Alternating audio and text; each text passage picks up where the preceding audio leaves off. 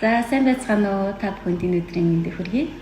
За удахгүй болох ч одоо энэ хагас битэнсээ дөр болох байгаа чамай Жавзан хоёрын сургалтанд сууж байгаа одоо маш их баяртай. Одоо ер нь тэсээ ядуу хүлээж исэн сургалтууд юм аа нэг байгаа. Энд ихтгэх урлагдаг ярих гэдэг өөрөө маш чухал учраас одоо энэ дээр бүр онцгойлон ач холбогддог хүлээж исэн сургалт юм аа нэг нь. Ер нь ингээд бид нар ч өөрсдөө ингээд ярьж гин ойлгож гин гэж бодоод байдаг. Ярих гэж ч угаасаа ойлгохтаа. Гэтэл энийг зөвөр илэрхийлэх нөгөө хүнээ бас зөвөр сонсох гэдэг өөрөө асар том чухал юм байна да. Би ярьсан хэлсэн нөгөө хүн ойлгоцсон гэж бодоод байдаг. Гэтэл үнэхээр хүржээгүй юу гэдэг бас амар чухал асуудал.